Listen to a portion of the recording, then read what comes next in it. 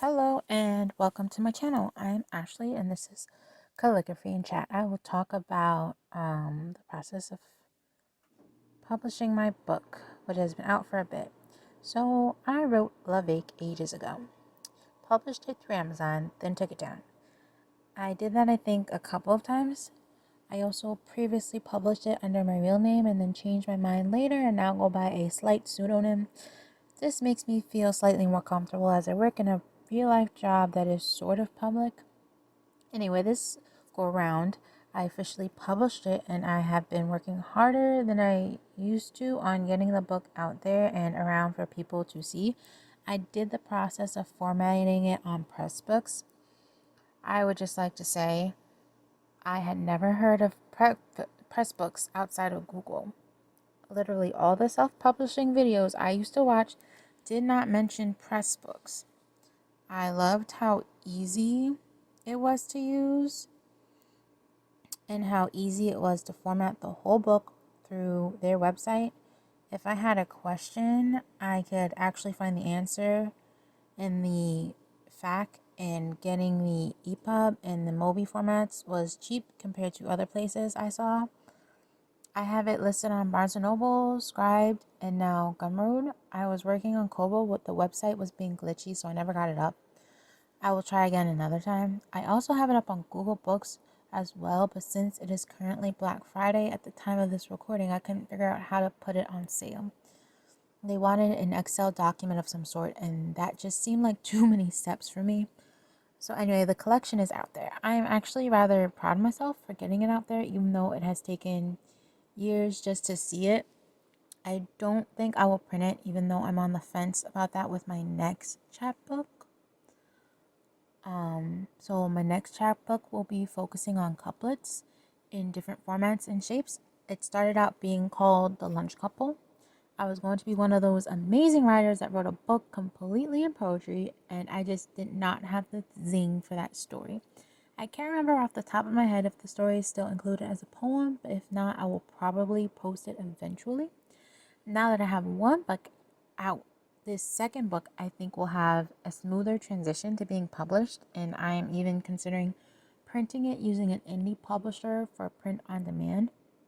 I also would like to expand it into an audiobook as well, so this small collection will probably end up taking about a year or longer to get fully out there, but it will be easier than my last book. This book that I have out now, the process was disjointed with Love Ache, that this time around with my next chapbook, I actually have a writing process and I am more organized. I'm writing the book currently. When I start my writing sessions, I start with a prompt I find online. Check the links below. I'll try to make sure I include my Pinterest board and writing links to the prompts I used. After that, I write a couplet type poem. I'm trying to expand and write couplets with another format as well, including, instead of the typical 4-line stanza poem, the theme for the book is also decidedly happy. I am getting into poetry more. I used to take poetry classes in high school, but I stopped once I got into college. I've noticed that people put a lot of heartache in their poems. I've done that, but I want this book to bring joy. I'm trying to put silly poems, happy poems, simple, fun poems that roll off your tongue with maybe some heartache, but I don't want the majority to have a downcast feel. I want a joyous feeling and energy from the chapbook. The book is coming along slowly, but I'm getting there, with the goal being 16 or more poems in this chapbook. After writing some poems, I decide if I want to put it in the file for my book or not. If it doesn't go in the book, it goes on the blog or in a Word document for just like random drafts that, I don't know, will eventually get out there or not, who knows. Another difficult thing about getting Love Ache out there was that I sadly suck at creating WordPress. I know that's where all the poets are and all the websites look so cool, but I just can't get with it. I have a WordPress and I will link it below, but I find it such a hassle to upload a post that I simply haven't updated as frequently as I do my social media accounts or my main blog site. I use Weebly right now as my main blog site, and one of my 2021 goals is to actually purchase the URL for the year and get a Weebly starter account. Just updating my website, social media accounts, and trying to have a couple writing sessions during the week kills my energy. I work full time, so this is something I do in my free time as well as doing things for work.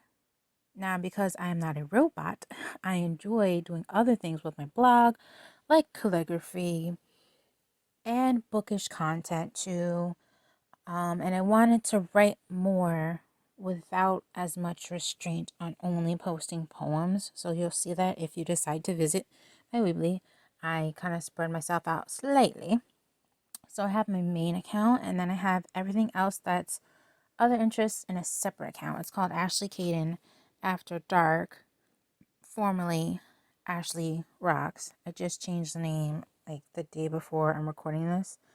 So it's for video games, short blog posts, slightly deeper long blog posts about something that I would like to look at but doesn't suit my main poetry, calligraphy, artsy type of theme that I have going on.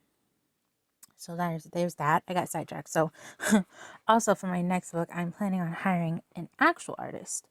I did the cover for Love Ache, and it's a cover. Like, it's not anything great, but I would much rather have a hired artist for my next cover.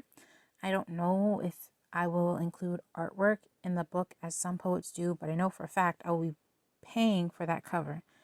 Now, something I will be doing differently with this next release is honestly releasing it through Gumroad first. I didn't realize how easy it was to get a book on Gumroad and then attach it to my website or link it on Twitter, so I hadn't thought to start there, but it was so fast and it went live immediately, unlike having to wait with other book publishing sites.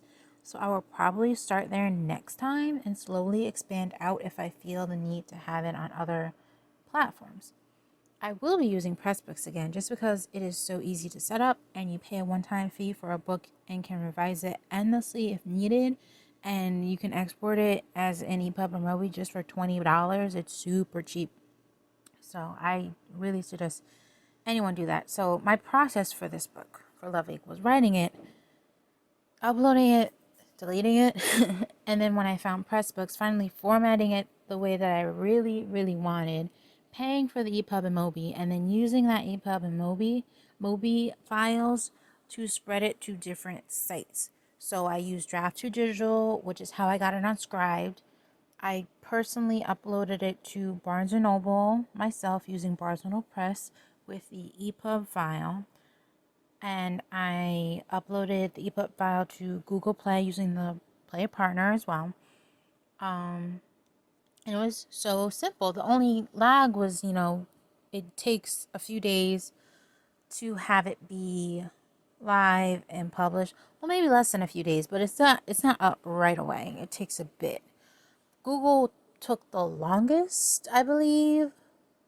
While Draft2Digital, getting it on Scribd, was the shortest. So keep that in mind if you're considering using Draft2Digital to publish your books. I also would like to note Draft2Digital. Using that, I couldn't get the book on Barnes & Noble or Kobo. It was rejected for both of them and also for Amazon, even though it's just a simple poetry book. So I had to go and do that separately, which is why I did it separately. It wasn't because I wanted to have the extra work. It was because it was rejected through Draft2Digital. I don't know why, but it just was. So if you've made it this far in my video, thank you. Leave a yellow heart below if you like the video, and tell me what was the hardest part of your self-publishing journey, or if you aren't self-published, your favorite indie author, whether they write poetry or are in another genre. I will try to have the materials I used in my calligraphy video. For those of you who don't know, this is a, what's it called, like B-roll. I previously recorded the calligraphy part, and the voiceover I recorded after. So I'm not currently doing calligraphy. I'm just talking over myself doing calligraphy. So I'll try to have the materials I used in my calligraphy practice session for this recording in the description. And if I don't put it in the description, you feel free to comment and ask me, and I will respond to the best of my knowledge what's ink and what nib and stuff like that I used. For this calligraphy and chat video, I will end with one of my blog poems. So here you go. This one is called Engaging.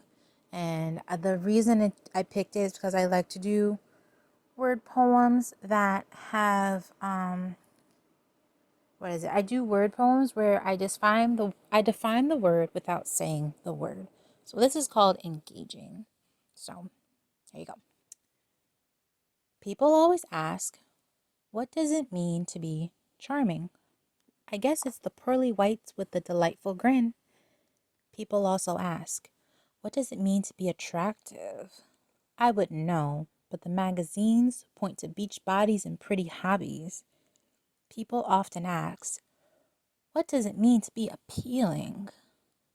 I think not being called a bitch is a start, but I wouldn't know because, well, people always say to be delightful is to be all the things I'm not. Simply don't be me.